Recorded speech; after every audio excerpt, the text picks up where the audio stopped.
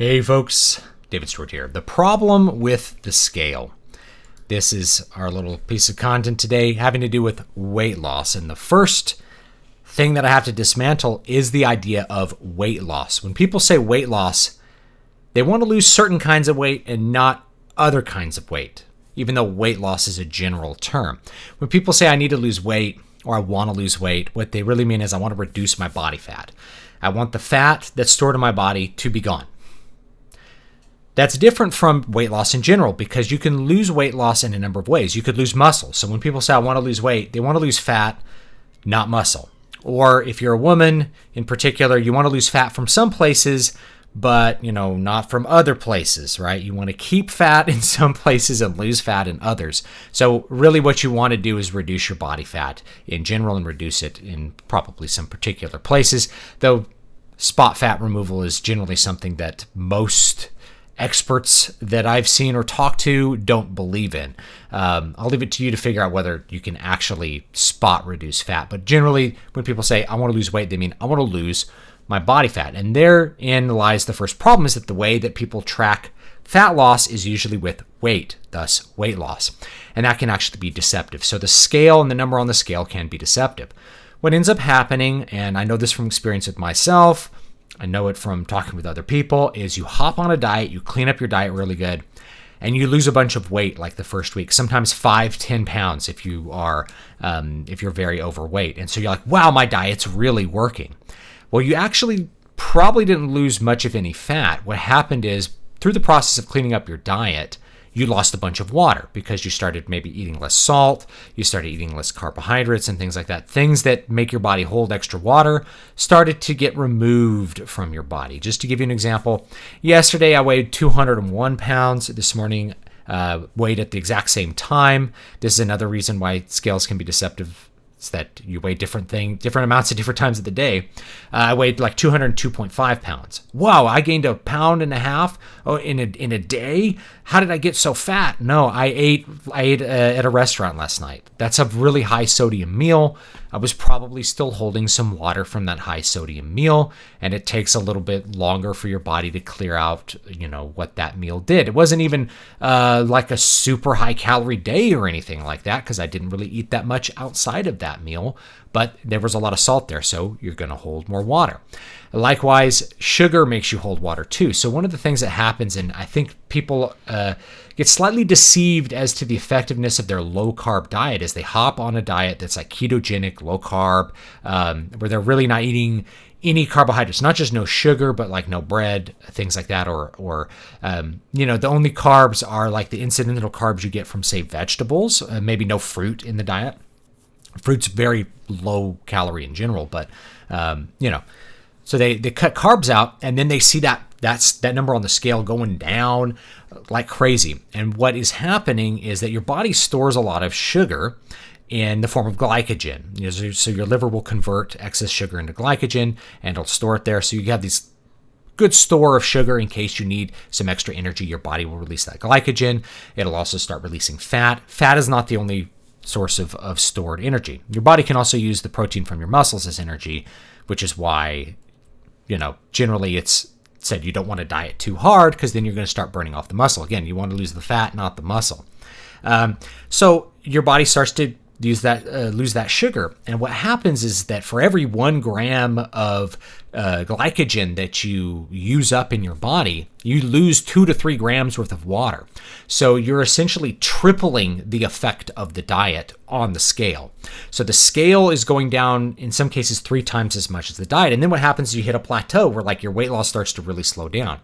Well, what's happened is after your body's gotten rid of all its carbohydrate stores and you really are in a ketogenic phase, you can actually test this with like keto sticks, which is something bodybuilders used to do this decades ago to figure out like where they were in their diet and if they were in a state of ketosis. Because if you were in a state of ketosis, that meant that like you were so low on your calories that your body was burning fat and protein for energy. Usually with the idea that you actually didn't want to be in ketosis, it meant that maybe you were cutting a little too hard, or just kind of let you know where you're at. So you can actually test that, and you like pee on a stick, and it'll tell you if you're in ketosis. I think you can get them at the pharmacy still. So anyway, those are called keto sticks. So once your body enters the state of ketosis, then you are always using your fat stores for energy, or the fat that you're taking in, and just the incidental carbs from vegetables, let's say. And then the weight loss starts to slow down a lot, because that's where the diet is actually kind of like rubber meeting the road. You're amplifying the effect of the low carb diet when you begin on it. And I think this is one of the reasons that like people get discouraged when they like, maybe they are on a low carb diet and then they have a high carb meal and they gain 5 pounds or something from the meal, because the body gets a bunch of salt, a bunch of sugar, and it just ups the amount of water it holds. And you may not even look different, because this is happening like in your liver. It's internal. But the number on the scale is actually deceiving you a little bit. Now, the thing that doesn't deceive you is your measurements. So one of the ways that you can avoid the problems with the scale, now I use the scale, I weigh myself every single day to make sure I know where I'm at, but you can measure yourself. And if your belt is getting tighter, then you are probably losing fat, right? You know you're getting in shape because that belt is getting tighter. And when I run out of belt loops, that's when I know that I'm actually starting to get in shape, and I have to go get like a smaller belt in order to keep my pants up, because that's the way it goes. Now, this has lots of effects outside of just like I'm trying to diet and lose weight, because think about fighters. Fighters will walk around at, like, let's say you're looking at a UFC fighter who fights in 170. Be pretty common for him to walk around at 190 or even 195 and lose 25 pounds before a weigh-in. So you do a bunch of things. Maybe you take diuretics or something, and there's a bunch of different ways. I'm not an expert at it, but you can look it up. You eat no salt in your diet, and so your body will flush out any extra water, because salt will make you hold more water as well. So you try to flush all the salt out of your body. You like sit in a hot tub to hydrate yourself, and you get down to get like 170.5, which is actually the cutoff, and then you go rehydrate yourself afterwards. You go and you eat some French fries, you eat some pasta, you drink a bunch of water, and you go back up to like 185 when you gain 10 pounds worth of water in order to get ready for the fight, between the weigh-in one day and the fight like the next day. Fighters do this. Wrestlers used to do this that I knew back in like the college and high school days. They would drop down 10, 15 pounds in a day sometimes. The heavier you are, the more weight you can lose, because your muscles store a huge amount of water. There's a ton of water in your muscles.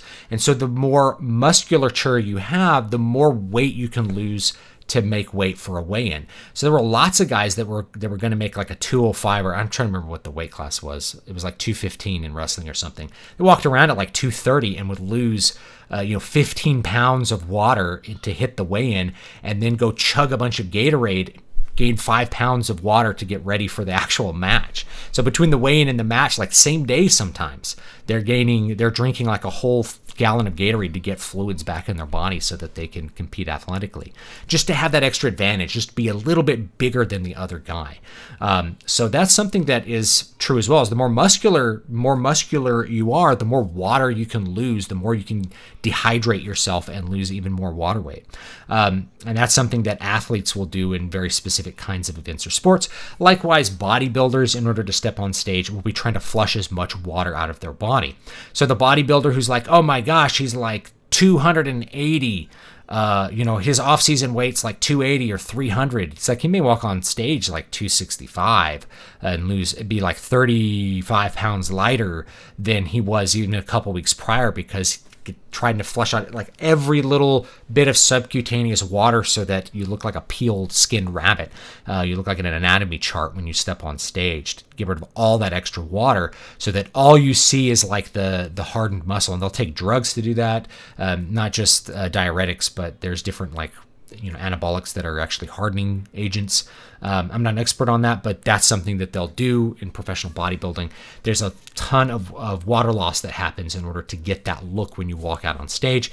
Then you walk off stage and you go eat some French fries or something to like try to get your body back into a normally hydrated state. Drink a bunch of water, eat some salt so that you kind of get back in a normal place after the contest, because you really shouldn't stay in that dehydrated state for very long. There's even bodybuilders who pass out on stage because they've gotten themselves so dehydrated in order to look that way. So anyway, those are some examples outside of the realm of weight loss. The scale can be deceptive. It's a very useful tool. If you're going to use a scale, my recommendation is like weigh yourself at the same time every single day so you know what's up. And then it's going to be a pretty good marker of where you're at. And I always weigh myself right when I wake up, fresh, no difference in meals kind of affecting it, nothing to drink beforehand, wake up, weigh myself, and then I know pretty much where I'm at for the day and whether, I'm gaining weight or losing weight or what's going on with my body. So, and then of course I pay attention to my belt. If I have to loosen up the belt a tick, if I'm like, oh, I need to loosen this a bit, it feels too tight, then I know I need to clean up my diet. And if I'm pulling it tighter, I'm like, oh, I guess I'm losing some weight. And this definitely happened to me over the winter where I specifically anti-dieted. I raised my calorie intake a whole bunch to try to just kind of raise my metabolism. I lifted real heavy, a whole lot, changed a bunch of things, supplemented with creatine, gained 15 pounds. You go back on the diet, it's like I'm 202 instead of 195, but my belt is tighter. So I've lost some body fat, and even though I'm heavier, I'm carrying more water. Maybe I've got to put on a pound of muscle or something like that. I know that I'm still in not bad shape compared to how I was because the belt is the same, really. And I look in the mirror, you're like, oh, I think I look a little bit better. I don't have quite as much fat here. The abs are blurry, but I can still see them a little bit. You just can visually assess where you're at. So thanks so much, guys, and I'll see you all next time. Have a great one.